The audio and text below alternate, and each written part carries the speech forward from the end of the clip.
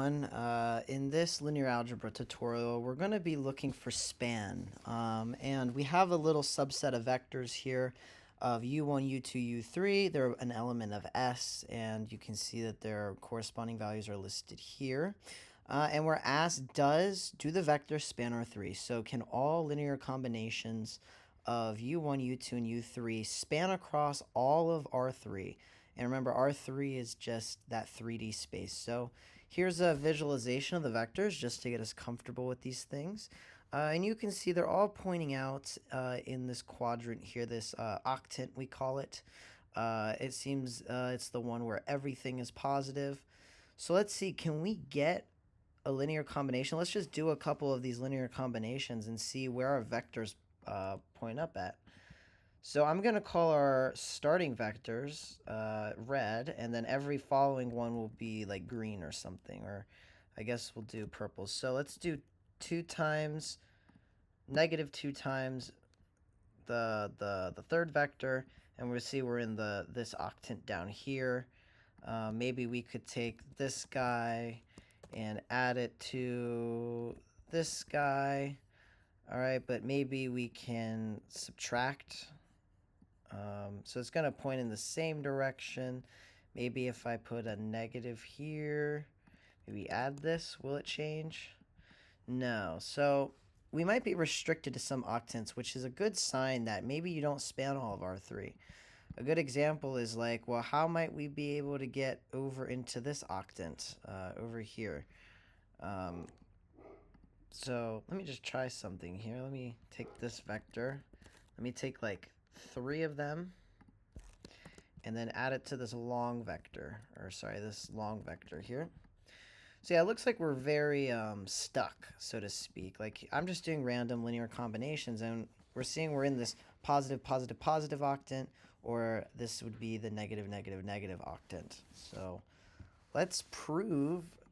My guess is that we're not going to span all of R3, right? Because so far I haven't seen us get into this octant over here or this octant over here. And we haven't been in the octant. We're only in 2 out of 8 of the octants, so it's not good, basically, is my point. So hopefully this is like a visual clue that we might not span R3, but let's prove it. But how do you prove it? That's a good question. Well, what we're going to do is we're going to make a generalization that must be true for these vectors. So imagine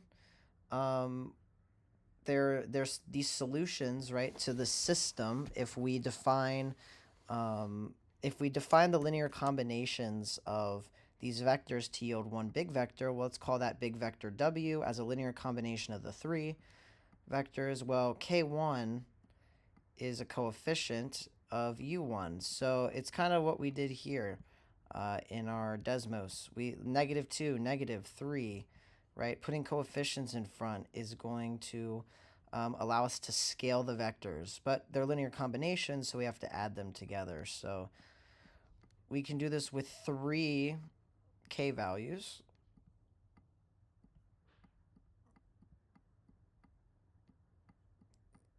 K3, U3.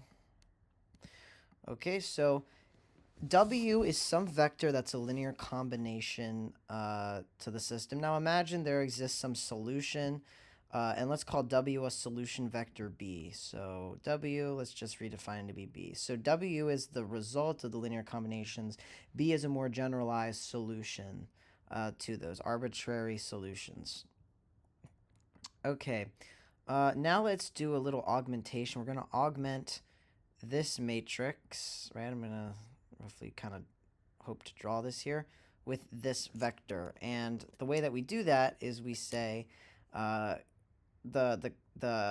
variable of this matrix is going to be K1, K2, K3, but we're going to plug in the values for U1, U2, and U3, right? We have U1, we have U2, we have U3. We have their X components, their Y components, and their Z components. Okay, so let's go ahead and put this in. We know that B is going to have B sub X, which is the X component. Oh, sorry. We have BY and we have BZ as well. Okay, so we have the three components of B, which are going to correspond to these three columns here, the X components, the Y components, and the Z components respectively. We know that they have to equal, so let's go ahead and show this here. So we have 1, 1, 2, 1, 2, 0, 1, 1, 3. And we can augment this to show that we can find solutions to this. So I guess we'll stay with orange, BX. And sorry, these aren't vectors, these are components, so ignore the little squiggly little, or vector arrows, I should say. Okay, so this augmentation is, if we were to solve this and do Gauss elimination, we could find an arbitrary solution set. And that's fine, and there might be limitations, but there's no way to prove every single solution. I mean, I guess you could plug in every single solution that's ever existed, but that's kind of tedious and annoying. We need to pull from somewhere else to prove that this solution set here, Bx, By, Bz, is consistent for all different kinds of these scalars, k1, k2, k3, for the vectors u1, u2, u3, okay? And the way that we're going to show this is with equivalence theorem. Recall that if we take a determinant of our matrix, equivalence theorem says if the determinant is not equal to 0, right? Hopefully you remember how to take a determinant. If it's not equal to 0, then the following is true. This is just generalized. AX equals 0. This is going to be, their solutions will exist for the homogeneous. So I'm just going to write S exists. In this case, define S to be a solution. I just don't want to write it all out. This thing's tedious to write with. AX equals B has a solution for all B. So S exists here too. Again, this is just a shorthand. I'm really just trying to tell you, because of equivalence theorem, you can prove this if you want. It's out of the scope of this video for now, so I'm not going to. You probably learned this before. The determinant is not equal to 0, then the homogeneous solution exists, which is important in vector spaces for the 0th vector to exist, and also for all B, a solution, at least one solution exists for them, is the case. So again, if you're not familiar with this is called equivalence theorem. It's a very strong tool. EQ theorem, I'll call it.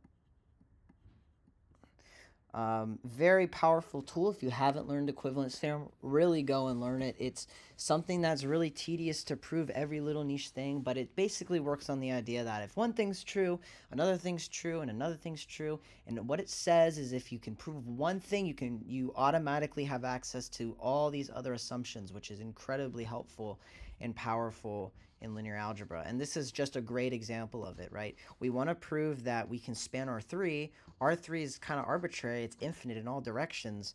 And it's only made up of 3 elements. Well, how do we prove that? We make a linear combination system of the vectors that will give some solution vector B. We define the components. We augment them in a matrix, and we say, okay, well, I can solve for Bx, By, Bz, but that's tedious, so I'm going to go to equivalence theorem, find the determinant, and make some assumptions based on that. So I really hope that you got that. Anywho, let's show that the determinant is either 0 or not 0. If we take a determinant of the matrix, it's going to show as such. So 1, 1, 2, 1, 0, 1, 2, 1, 3. Okay, so the determinant, the determinant of the matrix, if you use, here's some cool notation. This is how you show the determinant operator, but when you actually just want to show the determinant, do this. I always forget. Sometimes I'll just, if I'm going quick, I'll write a matrix with these single lines, but that's telling you I'm finding the determinant of this. It's not a matrix anymore. Well, I guess it kind of is a matrix, but it's you're showing that you're finding the determinant. Geez, okay, I'll shut up now. So recall how we find this 1 times, if we do, I'm doing the cover-up method here. So this is going to be 0 minus 1. Our little factor there will be negative because it's row 1, column 2. That's odd. So net minus 1 times 3 minus 2. And then we're going to add this to, we have a cofactor of 2 on an even row plus column number, so positive. And then 1 minus 0. And when we look at this, we're going to get negative 1 minus 1 plus 2. The determinant is 0. Okay, so the determinant of our K1, K2, K3 matrix, in this case, it turns out to be 0. And because the determinant is 0, so if you were to show your answer on a test, you'd say, because the determinant of, what do we call this matrix? Let's call this A.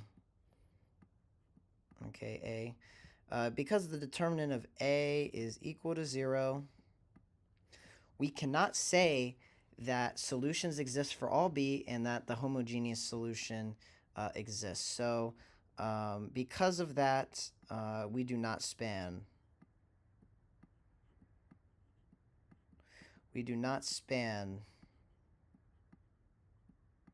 R3. So hopefully you can follow that there. I'm just going to recap it one more time before we call it a day here. So our central question was, do the linear combinations of these 3 vectors here give us a span, meaning that any linear, if I want to make a vector out of the 3 vectors I have here to go to any point, like, and I'll pull this up. Let's say I want to go to 2, negative 1, 3. Okay. If I want to go to any point, any arbitrary point, let's define this one, 2, negative 1, 3, can I add and subtract vectors to point to that point on the graph? That's the central question, so we make a general linear combination of our vectors formula, and we make it this arbitrary solution vector B, which is the solution, or the output vector of the linear combinations is one way to see it. So we plug in these little components, we get out B, and can B span R3? Okay, fair enough. We augment a matrix with the components of B. We figure out it's going to be a little too challenging to just arbitrarily find every solution, because that would take a long time, and quite frankly, you'd be here for the rest of your life. So we use equivalence theorem to say if the determinant A is not 0, then solutions exist, but if the determinant of A is 0, we cannot guarantee that there is a solution set for all B. And because of that, we take a determinant, we find it to be 0, and then we make the claim that the determinant of A equals 0 does not span R3. That's the essence of it, and I hope that you have a wonderful day. Bye-bye.